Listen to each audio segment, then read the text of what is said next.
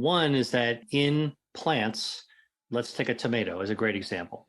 There are natural substances, natural chemicals, like lycopene. Lycopene is a carotenoid. It helps to make the tomato red. It has lots and lots of healthful properties. It's a powerful antioxidant. I've studied lycopene in a laboratory, and it actually can help starve cancers by cutting off the blood supply. It can slow the shortening of telomeres to slow cellular aging, and it can actually protect our DNA from even sunlight and ultraviolet exposure. Lots of good things about it. Now, lycopene actually is naturally occurs in a tomato on a vine in a chemical form that our body doesn't absorb that well. So if you pick a tomato off the vine and you cut it up and you throw it into a salad, it might taste great. There's got some vitamin C in it. It's a great source of hydration and great flavors, okay? Especially if it's like a homegrown heirloom type of tomato. But you're not going to get you're not going to get as much lycopene. You're probably only going to get maybe 20% of the lycopene that's in there. But you want to, like for me, I want to get as much of the good stuff as I can. So here's what research has found. If you wanted to convert that chemical structure of lycopene into a form that you can absorb better, your body can avidly absorb, what you want to do is you want to heat the tomato like in a pan, and with the heat will change the chemical structure from a form your body doesn't absorb that well into a form that your body avidly absorbs, loves to absorb it. Now you go from 20% absorption to 80% absorption. You flipped it around completely, upended that equation completely. Now you're really absorbing it. Now, here's one additional thing though. How would you heat a tomato in a pan? You heat it in water or nothing? No, not really. You put a little bit of olive oil in it. And why is that? And it's because lycopene is a substance that we call fat soluble. It's a lipid. It loves to dissolve into fats. So a little bit of olive oil in tomatoes on a pan, sauteed, so it's soft, change the chemical structure. Flavors are really great now. And you have that.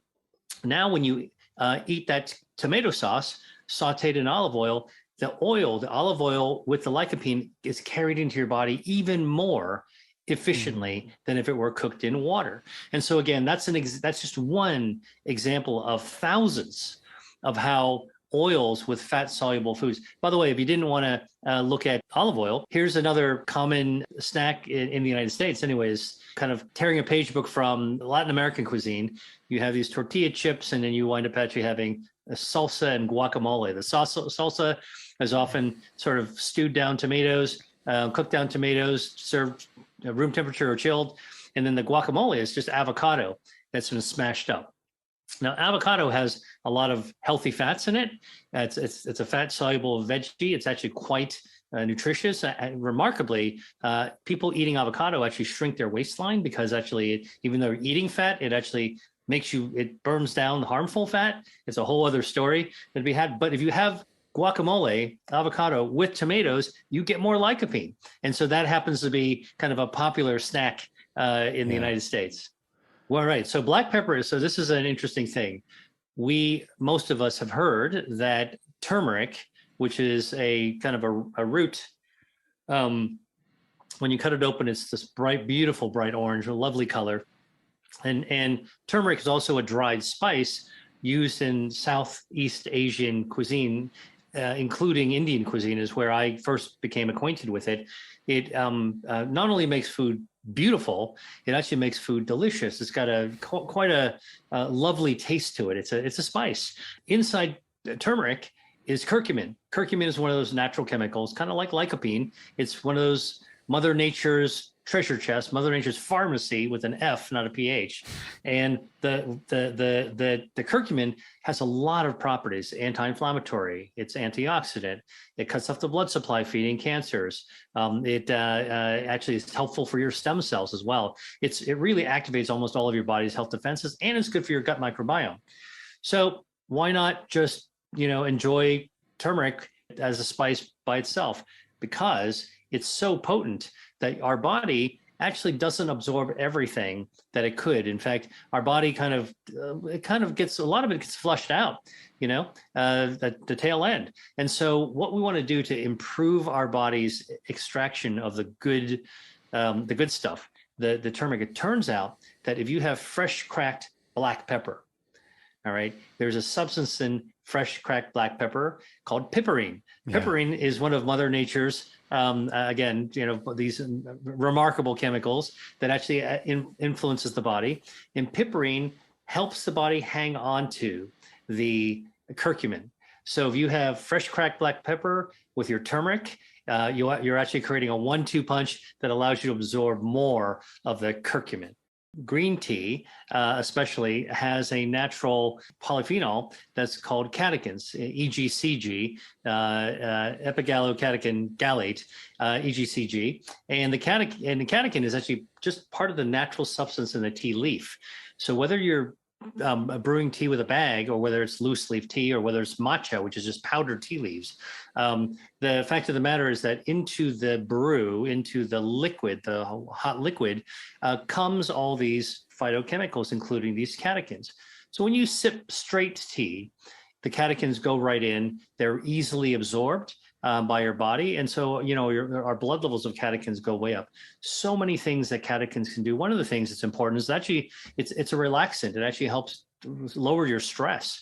It lowers the catecholamines. And so other things, it helps your lipids. It actually also helps fight cancer. It's anti-inflammatory, kind of like curcumin. It's a substance that has so many beneficial things that, at least when I drink tea, I want to get as much as I can out of my food. All right. Now, I deeply respect traditions of eating and drinking.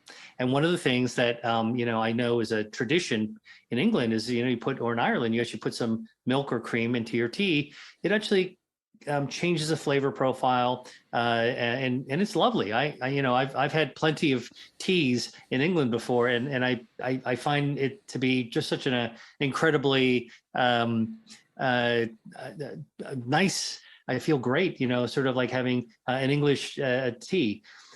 Put dairy in it. Here's what you need to know. Dairy, and I'm talking about cow dairy, right? So not nut milk. This applies to cow dairy. We'll come back to the nut milk in a second. Cow dairy, okay, actually is fat. Milk has got fat in it, like butter, which is made out of milk. And the fat, when you put it into your tea, does change its flavor, but that's not what we're talking about here. We're talking about the fact that when milk or cream is put into tea, the fat molecules in the cow dairy form little soap bubbles. These are microscopic soap bubbles. They're called micelles. Fat likes to stick with fat. And so tea is mostly water. And so when you pour milk into tea, the bubbles, the dairy fat sticks together and makes a little tiny soap bubble.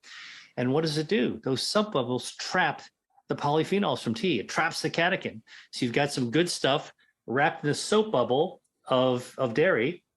And now when you drink the tea, the catechin is trapped in the soap bubble.